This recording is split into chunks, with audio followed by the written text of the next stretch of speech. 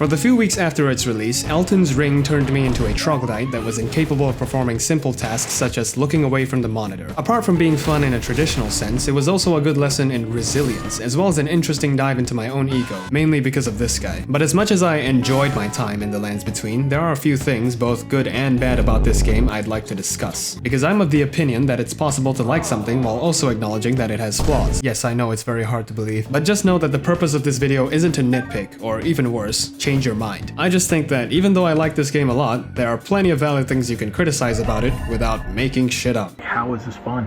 Well, it's fun. So if you couldn't already tell, this video is going to spoil, the entire fucking game. But that shouldn't be a problem, because you've probably already finished it, and if you haven't, go play it right now. That's not a suggestion, it's a command.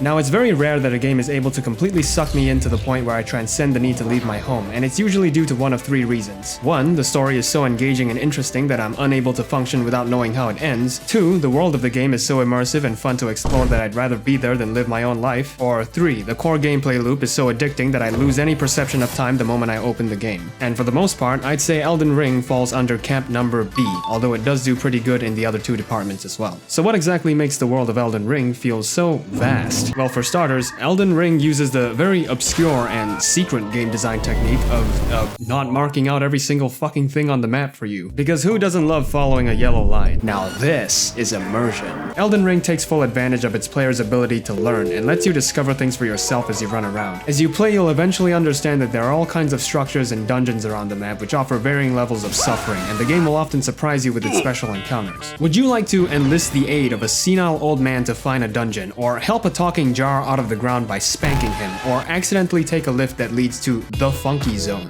Well, it's all here and it's absolutely insane. But what really sets Elden Ring apart is that it isn't afraid at all to let you miss content, because it's conversely very confident in its ability to make you seek out content. One of the most important things to know about this game is that if something kicks your ass, it's not always telling you to get good. It's sometimes also trying to say, fuck off, which can unfortunately be a very confusing concept to some people. Foul tarnished. In search of the Elden Ring. Why are you still here? What do you mean? This is an open world game. You should go explore and do something else and come back when you're stronger. I'm serious, you'll probably have a lot more fun that way. But I have to get good. What? Dex gay. Dark Souls too bad. Get good. Yes, okay, fuck you then. Margit the Fell Omen is one of the most notorious bosses in the game because for the first story boss players will encounter,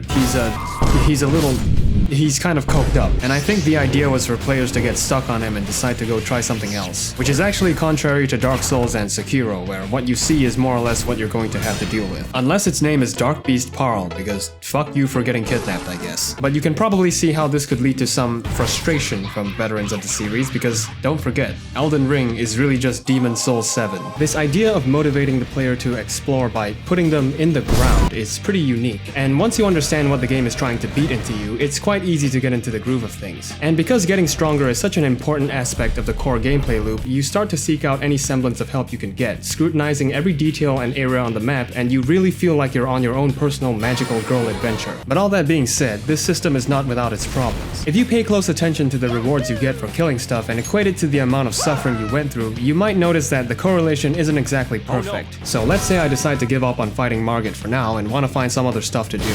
I could fight this Crucible Knight in the Everjail right outside, or I could go a little further and fight this Tibia Mariner. If I choose to fight the Knight at my current level, this is what I would have to go through.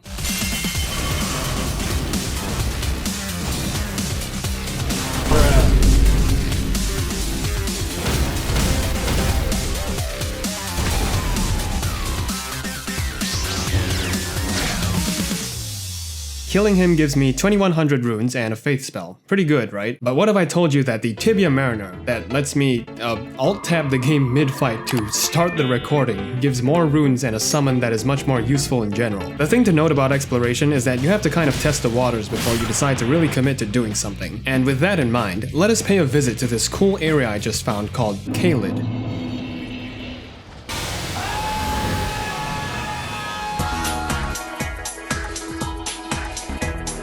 Most of the time, you have the option to just leave if you think the content isn't worth doing at your current level. And the director of the game has even said that he believes more people will be able to beat it because of this. Although he may not have considered the idiots who would bash their heads against the wall for 5 hours and refuse to do anything else. But I wouldn't know anything about that. on a somewhat related note, did you know that you can destroy the fucking stupid shitty chariots in the hero graves? The first time I fought the Crucible Knight duo, I legitimately thought I couldn't leave because I didn't want to do this stupid shit all over again, but apparently these fuckers can be destroyed. I just wanted to have a little PSA because when I found out about that after spending 3 hours on that fight, I had a fucking meltdown. Anyway, the game also has many quest lines that I can't be bothered to do. The sequence of locations you need to visit and the things you need to do can be very obscure due to the game's lack of handholding. On one hand, encountering NPCs in the world feels very spontaneous and can create memorable moments such as mistaking them for enemies and smacking them across the head. But at the same time, actually completing a quest line is a fucking nightmare if you're not clairvoyant. Hey, so there's this person that looks exactly like you and she's like stuck in a sex dungeon. Do you happen to know anything about that? There you are, my apprentice. Shall we commence the lesson? Okay then. Let's get down to business. Oh, I'm supposed to go to north of Hermit Village on Mount Gelmir where I can find the sorcerer Azor. Oh, of course. How could I be so stupid? But even with all that, Elden Ring's world is still one of the most intricate and beautiful ones out there. There's just a short list of disclaimers you should know about beforehand, or you might get a little angry. Still, nothing can compare to opening the door to Limgrave for the first time, and I will forever treasure the time I spent wandering around this fucking Smash Bros. Roster of a map. So with all that said, let's move on to the next best thing about Marika's Big Dig Challenge, which is fighting for my life.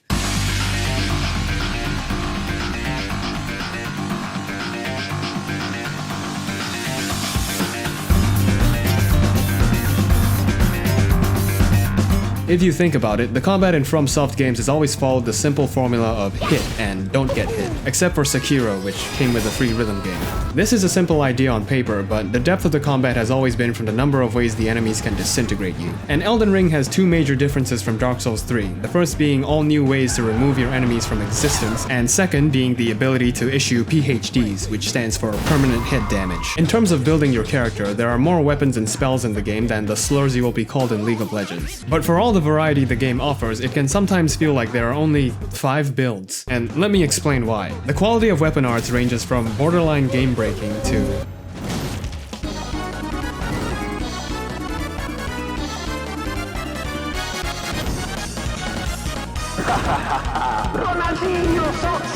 and in between them are many unique and interesting moves, including me. But once you get your hands on the really broken ones, it's hard to justify switching.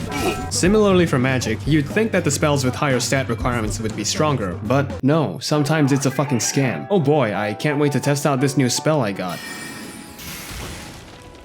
Fuck. This isn't to say that every spell has to be viable, it just doesn't make sense when one of the best spells in the entire game is one of the first ones that you get. In terms of weapons, there are many different types, each with a unique moveset for you to learn and master. Or alternatively, you could just mash jump R2. Why yes, I would like to skip a quarter of the boss fight. For many weapons, jumping R2 or L1, depending on your sexual preference, is an incredibly strong move. Because not only do you gap close and attack at the same time, it does more damage to both health and posture than a regular swing, and doesn't have that bad of a recovery either. And due to how mobile bosses are and how tight your openings are, this move will almost always be your best possible option. This is especially prevalent in strength builds because for Dex, you at least have more reason to use your regular swing sometimes because they won't put you into a fucking coma. Last but not least, we are left with the summons of Elden Ring, and you probably don't need me to tell you this, but they are on some fucking crack. But you might also notice that for every summon that is able to play the game for you, there is also one that is a complete joke. These motherfuckers can't even fucking move. There's also the question of should summons have even been in the game,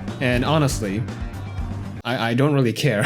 I just think it would have been a more interesting system if we had more reasons to upgrade and use a wider variety of them. Because as things stand, one of the strongest summons doesn't even have a stat requirement because it doesn't cost mana. You just pay with your blood. What I'm trying to say with this entire section is that with the sheer number of tools Elden Ring provides, it's no surprise that a meta exists, but it's also partly due to the game's very questionable balancing. A common theme you'll realize about finding stuff is that using it might be pretty funny, but winning is funnier. At the end of the day, you still have the choice to use whatever you you want, and to counterpoint myself, the game is still beatable regardless of what you use, probably. But for an average player, all of this can break the illusion of freedom when it comes to building your character. Because while the game isn't afraid to let you break it seems to somewhat take that into account in its balancing, so if you're just rolling around and pressing R1 like some kind of fucking caveman, you're not gonna have a very good time. It also doesn't help that the upgrade materials can be pretty scarce, and the bell bearings required to make them purchasable are just in random places. And as a result, you don't always have the liberty to try out new things. In Dark Souls 3, the game was more linear, so if you missed an Umbral Ash, it was probably just because you were fucking lazy, which I can accept. But in the case of Elden Ring, it's not very realistic to expect the player to find every single cave and dungeon some poor Japanese developer slept in his office to complete. It would have made more sense to just hide the bell bearings in the legacy dungeons the player will almost definitely pass through. Anyway, with our weapons sharpened and our spells learned, let's now take a look at the fascinating cast of characters we can get free physiotherapy from.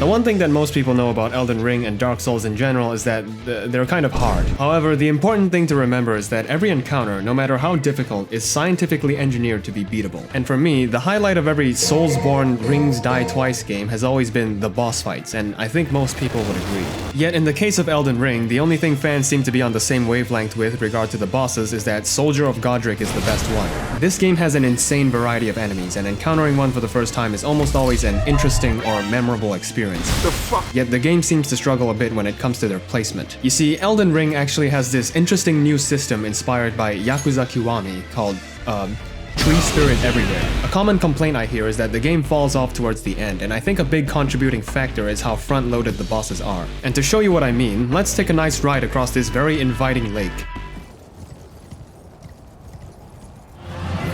Oh boy, another fucking dragon. This one breathes ice instead of fire. Holy shit, it's like a whole new game. If you take a look at the bosses in the final areas, there are really only 4 that aren't repeated or roided up versions of previous encounters, which is also why this image was created. In theory, Borealis is actually a pretty cool surprise.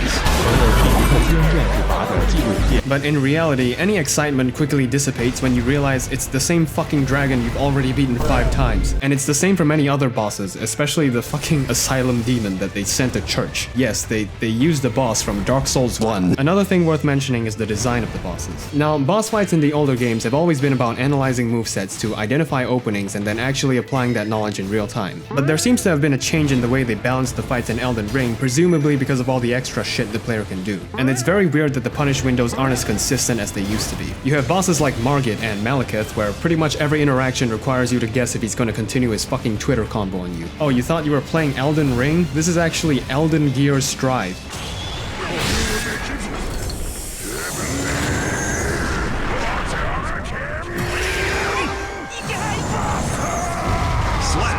With all the new weapons and moves Elden Ring introduced, it's natural that the enemies would in turn have to be balanced around all of them as well. And it's perfectly fine for the difficulty of an encounter to change depending on the tools you have. Sorcery seems to have an easier time in general, but if you go through Raya Lucaria with an int build, you will realize that it's actually a very accurate representation of university in real life, because it's really good at destroying your mental health. My issue is that a good number of encounters seem to force players into using certain builds or strategies because of their design, or lack thereof. Let's take a look at Malenia, who is the Sword of Michael or something. I think I need another reminder. Waterfowl Dance is a move that has single-handedly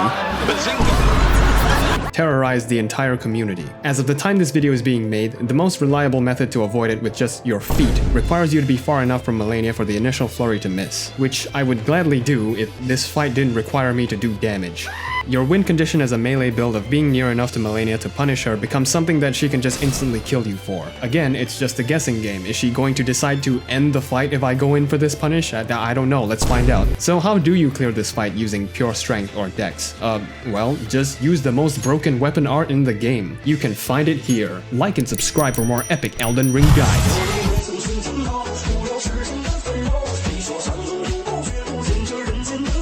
I realize that this video may come across as slightly negative, so the last thing I'd like to say is that none of the issues I have with the game are significant enough to overshadow everything else it has done right. Elden Ring easily has one of the best overworld and level designs in any game I've ever played. Defeating a boss still makes me question why people do drugs, and the game looks like it has been touched by God. Everyone will have their own unique experience with it, and you might not agree with everything I've said, but one thing I think we all have in common is that we're going to remember the time we had here for a very long time. Hey, it's me. I made this video. Hopefully you found it insightful or funny. This is the first time I've made an opinion piece in this, like, style, so hopefully it was comprehensible.